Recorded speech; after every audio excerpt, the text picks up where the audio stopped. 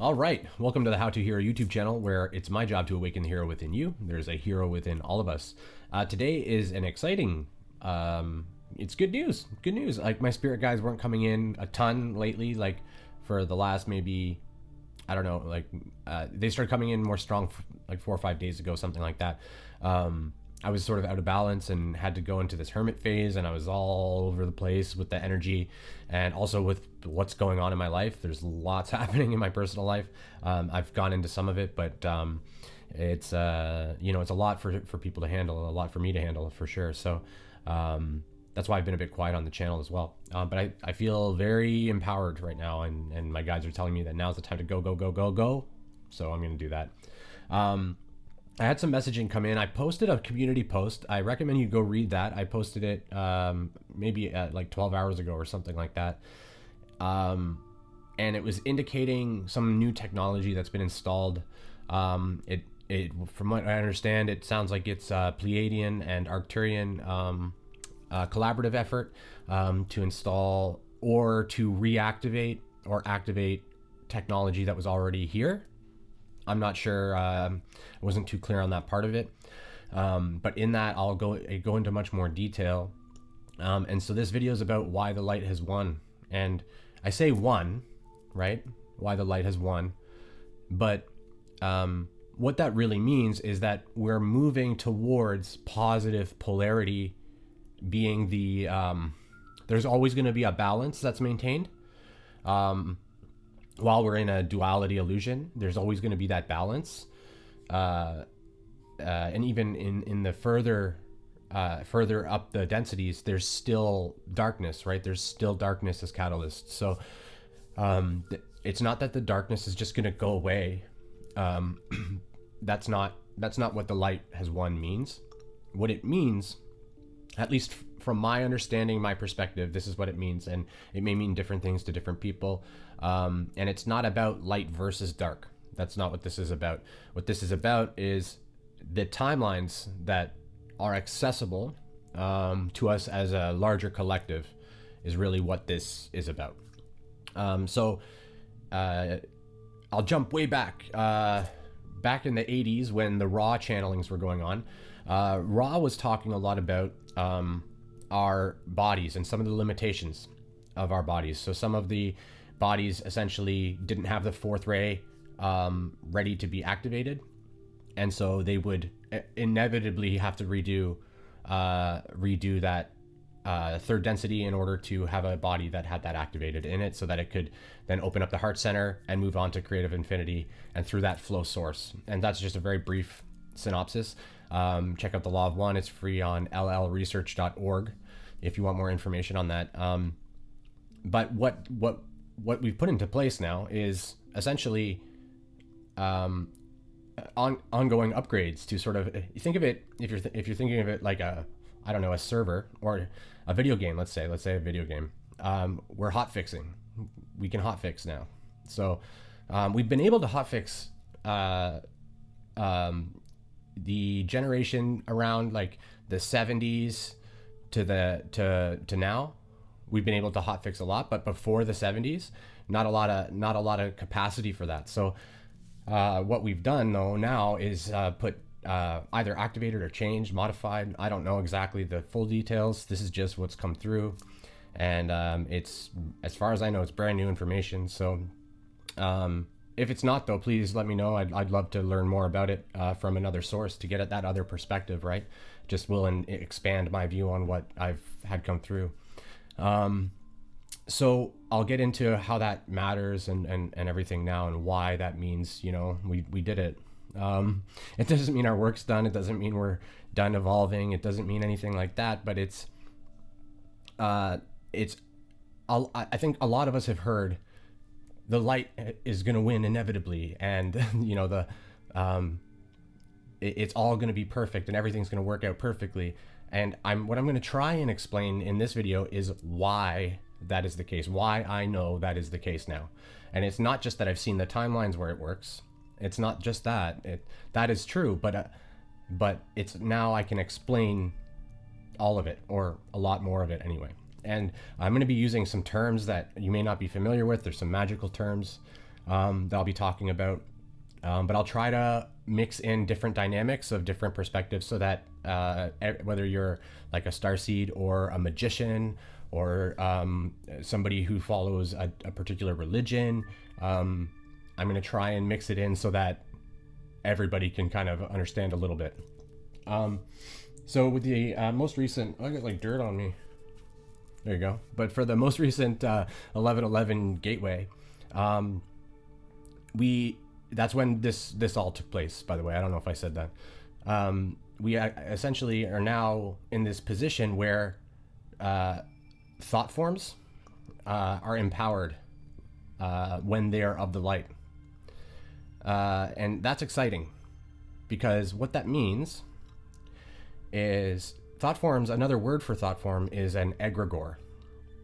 And an egregore is a combined thought form empowered by people.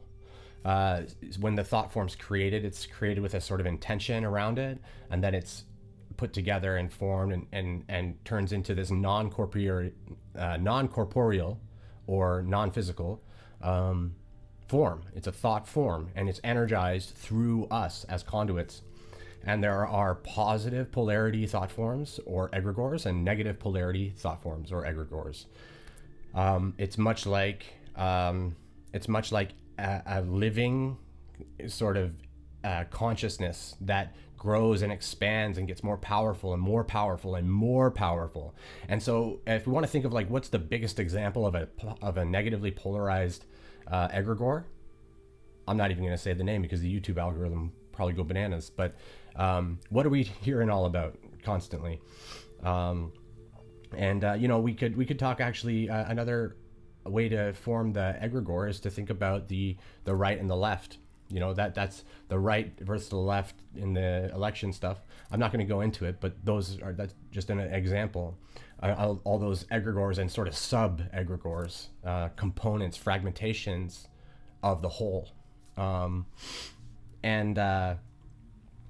What's really exciting about it, though, is that because the Earth's vibration's been raising so much, essentially the vibratory rate of the Earth is not really allowing for the darkness to stay settled. So in the past, as beings, we'd hold our darkness in, let's say, when we're like unconsciously acting in most of our time, we're holding the darkness in, whether we are aware of it or not, and it's sort of settled at the bottom of this, like, let's say, pond, right?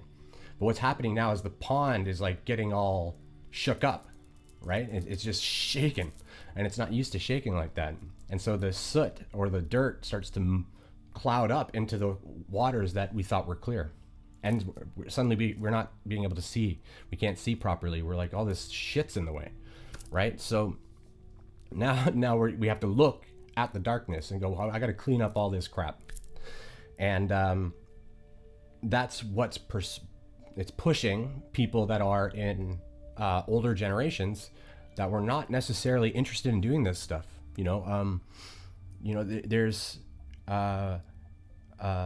this drive that they start to get to improve upon habits and different programming, subprogramming that they've had throughout their lives that they just weren't interested really in resolving due to their particular path and soul's journey, right? That this is all planned by them.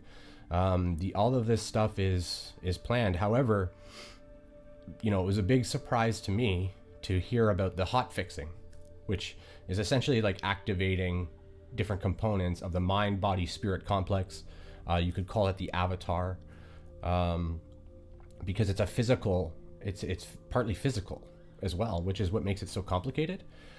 And it seems that that barrier has sort of gone away. And so now what that means is that if a person has a desire to activate that fourth ray and maybe their body wasn't necessarily ready for it, that's a little switch now that can be turned on.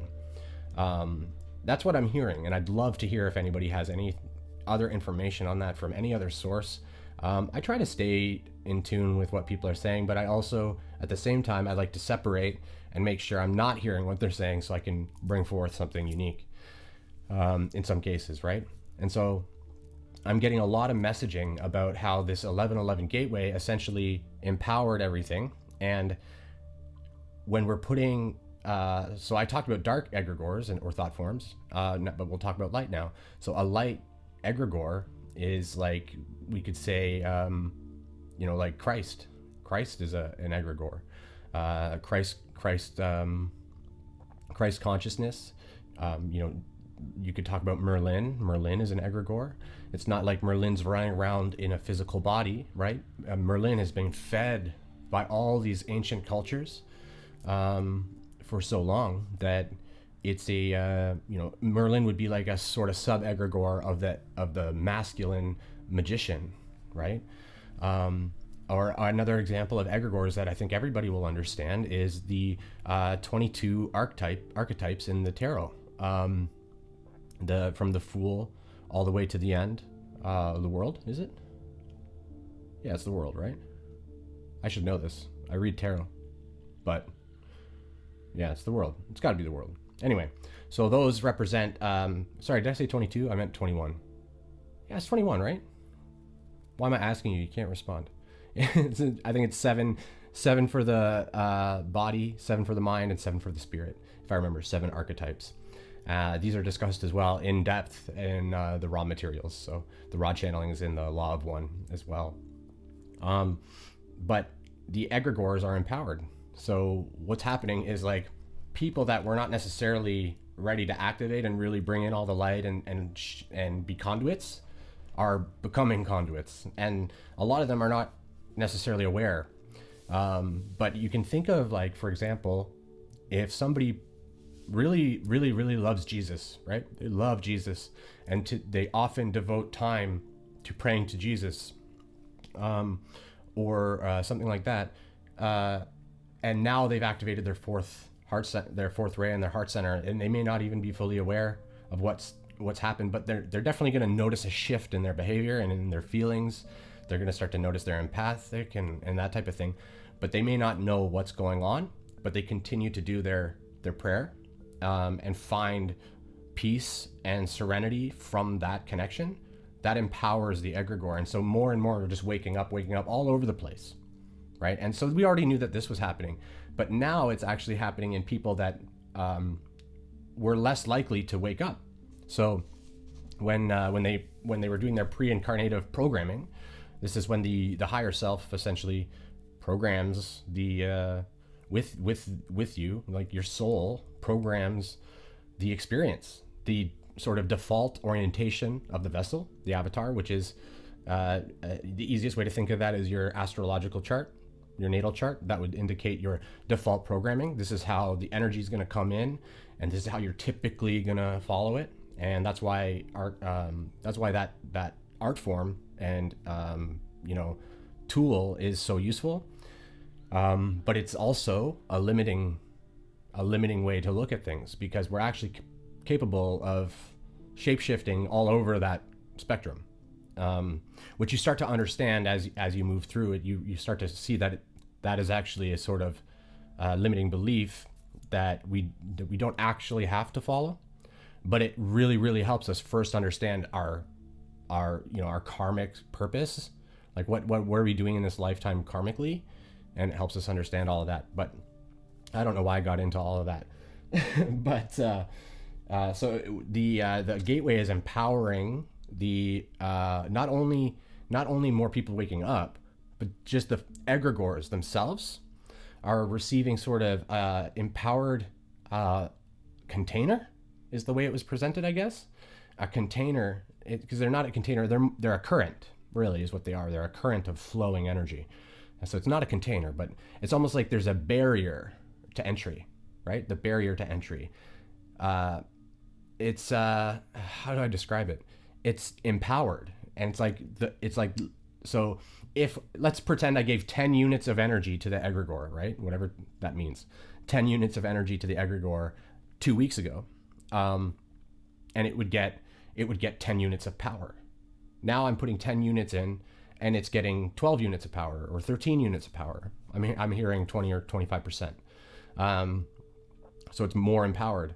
And what that's allowing is for essentially the veil that has actually, from my understanding, has torn in places that are directly over top of vortexes, like Sedona, Niagara Falls come to mind.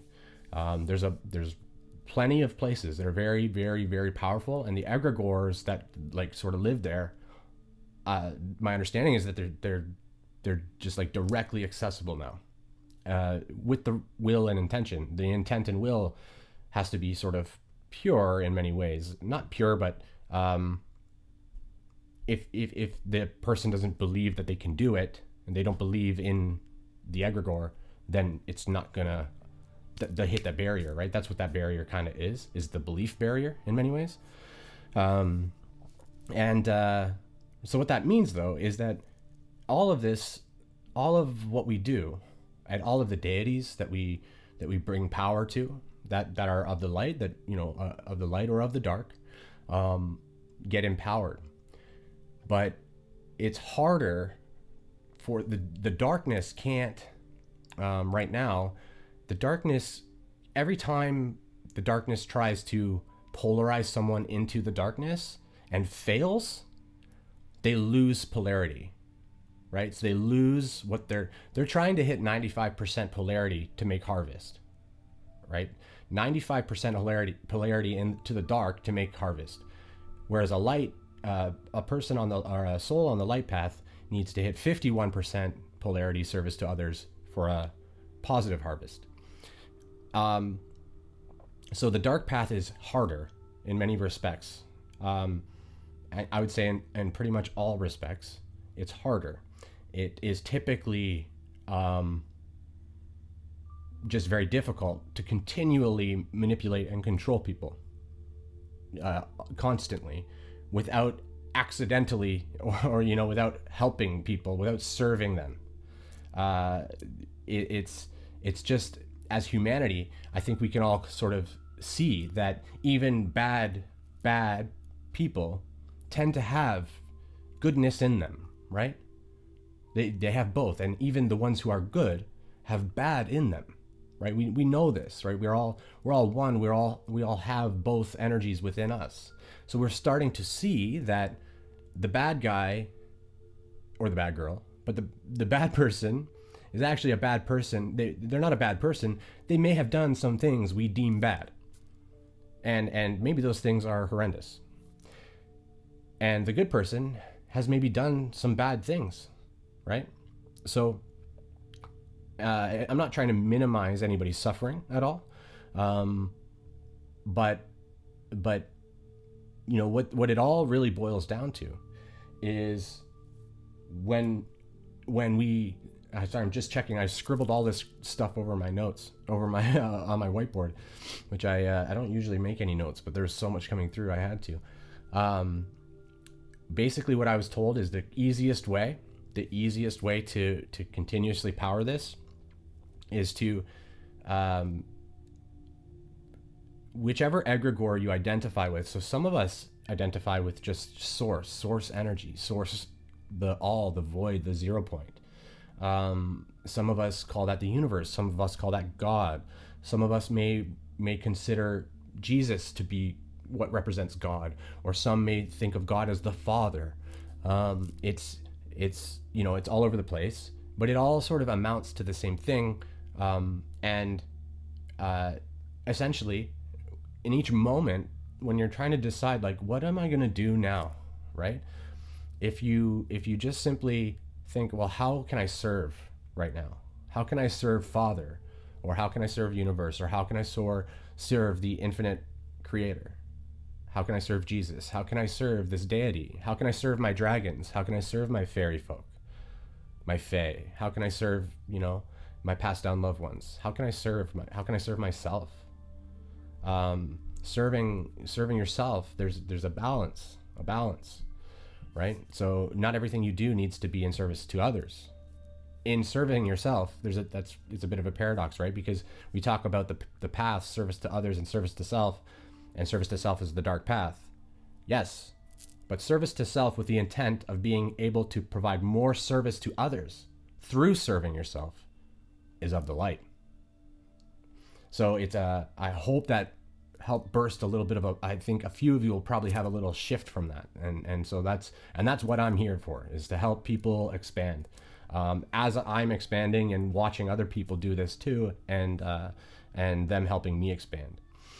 And so let's see, did I miss anything?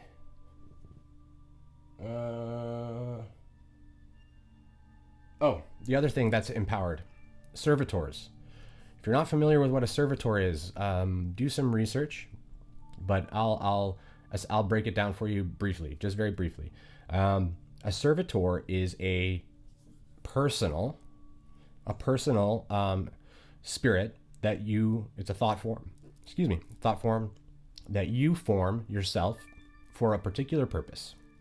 You have a certain intent for it, and you put energy into it.